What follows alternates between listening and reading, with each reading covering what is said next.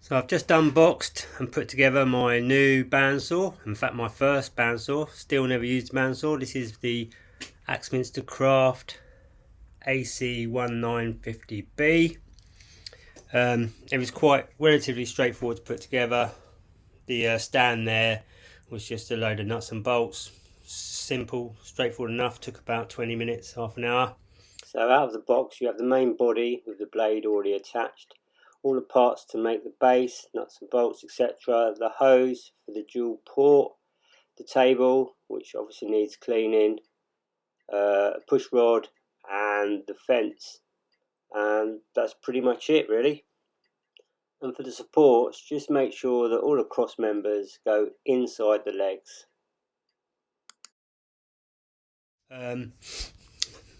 One of the main reasons I chose this over the really cheap ones was that I wanted a good fence and a table.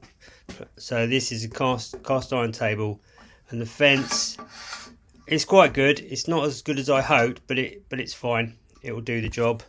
So between the blade and here we've got just over 10 inches, and the maximum cut is just over 5 inches, I believe. So I mean, out of the box, the table had to be assembled. That was relatively easy.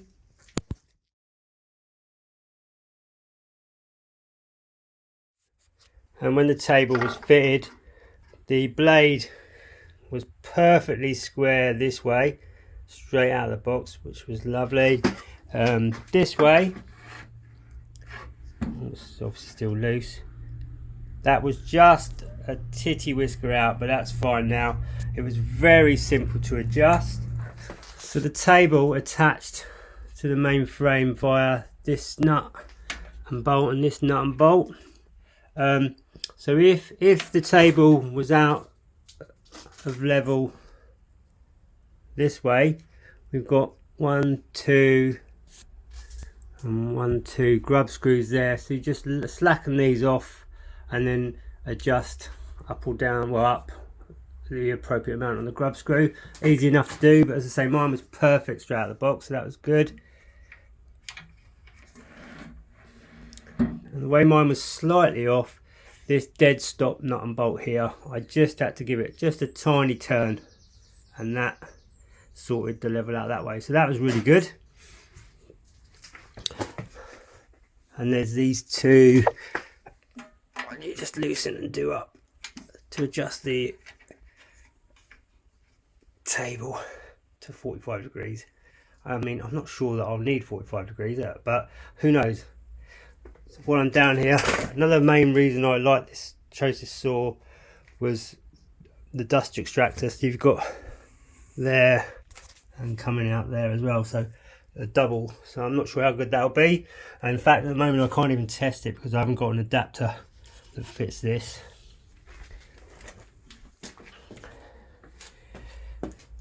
Around the back of the saw, this will track the blade in, and it's this one here just loosens slightly, and this gives you your up and down with a height adjustment, and then you can knock that off. You have a window here, if you can see it, to track the blade in. As I say, that took me about 5 or 10 minutes actually to track that in.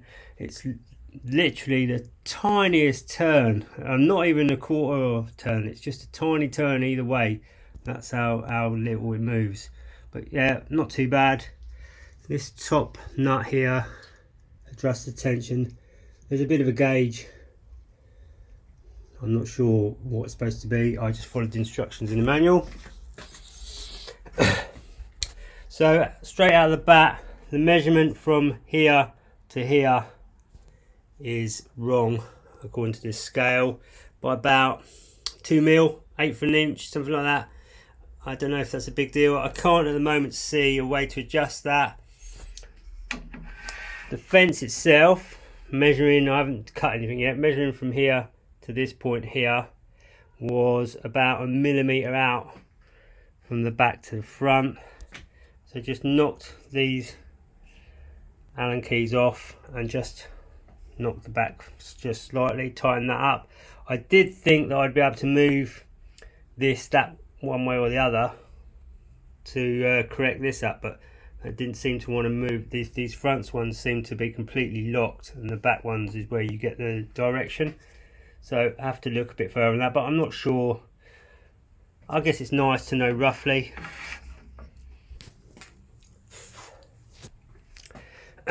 Inside, it's just a quick release. Turn that, and there's the wheel. Not too much to see in there. This is where I was testing for how tight to make the blade. On the Axminster website, they suggest you should be able to just touch the edge with well, not overly too much force, but I guess it's going to be a trial and error thing. So that must be the micro switch there, so it won't work. And that just locks off. Now I bought the bandsaw buddy with it. Seeing it on one of the videos on the Axminster website. This apparently helps you to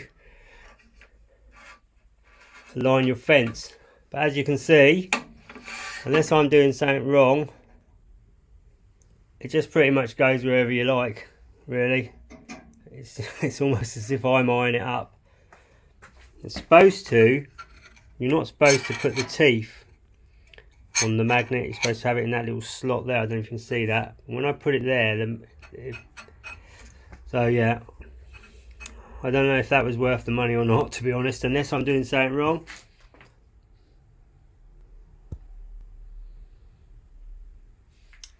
So adjusting the guide bushes. Now this was a bit of a faff. This took me probably a good half an hour. Now the trouble I was having, if I lower it down,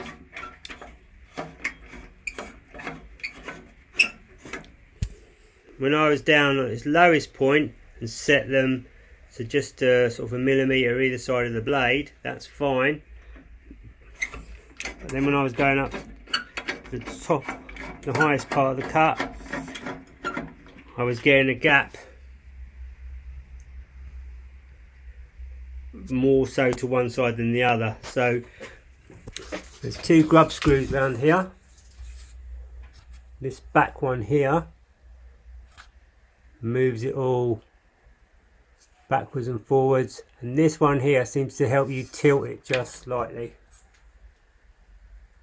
Not the best picture, but a very fiddly and fine tuning to get that right. The back bush, or well, I don't think they're actually bushes, ceramic discs. This back one, that was very easy to set. So yeah, just a little bit finicky. So, but it seems to be good now. I did speak to someone at my local Axminster shop this morning, and he said they can be a bit finicky, but with a little bit of fettling.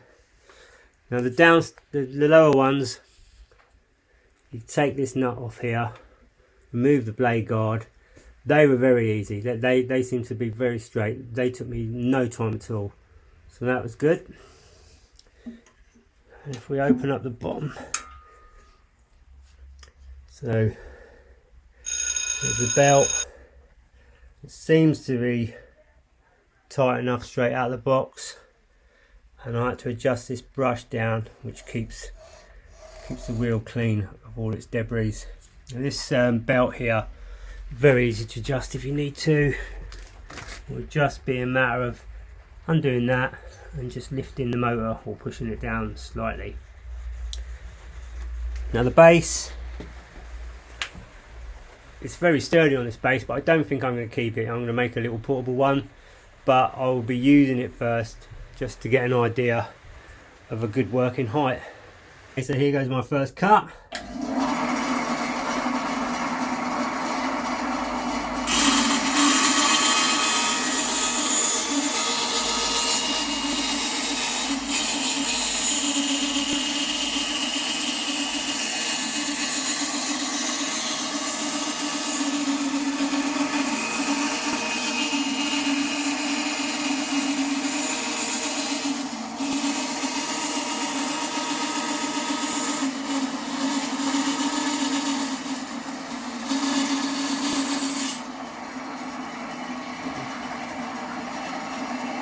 seems very straight and true, very pleased with that.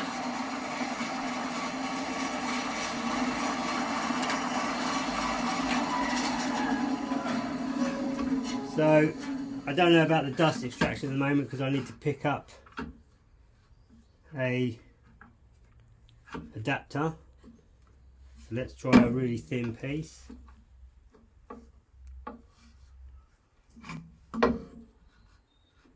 Don't know if that'd be too thin, but we'll give that a go.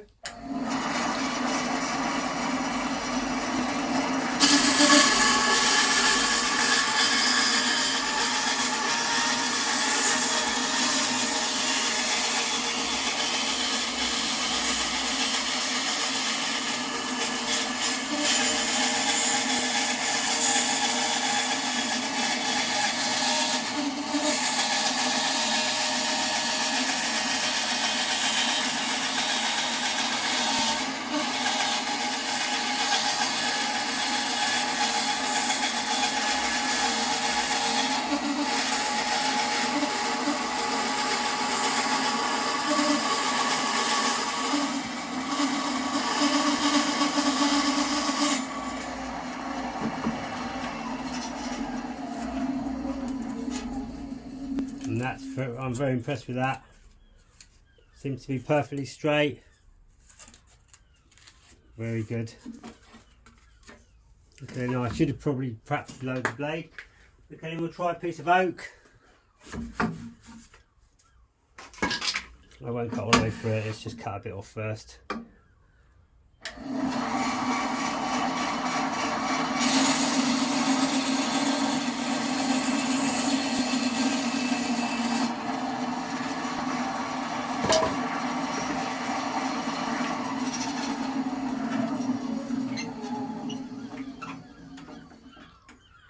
Do a nice fine piece of thin cut on this oak, see what that's like. In fact, let's do it this way. It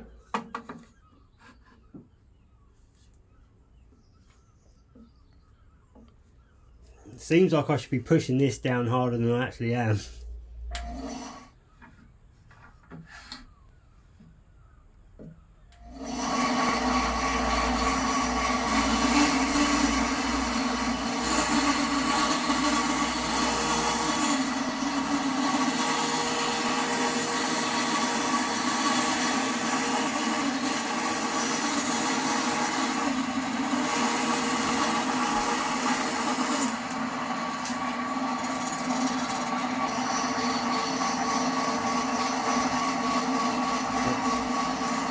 Very pleased with that.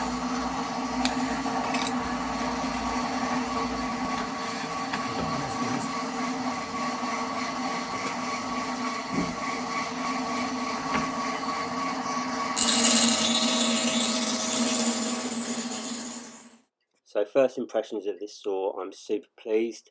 I'm going to do a part 2 of this video following on from this, where I'm going to change the blade out, see how easy and quickly that is. Find the link below. You'll also find the link below to a review of my Dewalt table saw. Another reason why I was able to choose this is I went for the smaller Dewalt table saw with the 2.5-inch max cut, rather than spending the extra £300-ish for its bigger brother with the 3-inch cut. I feel this saw will easily rip down 3, 4 and maybe even 5-inch stock. So yeah, overall super pleased. So thanks for watching. Please hit the like and subscribe button, and any comments below, I really appreciate it.